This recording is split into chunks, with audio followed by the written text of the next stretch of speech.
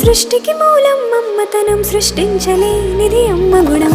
అమ్మ పాడే జోల పాట అమృతాని కన్న తీయంట. అమ్మ పాడే లాలి పాట తేనెలూరి పారే ఏరుంట.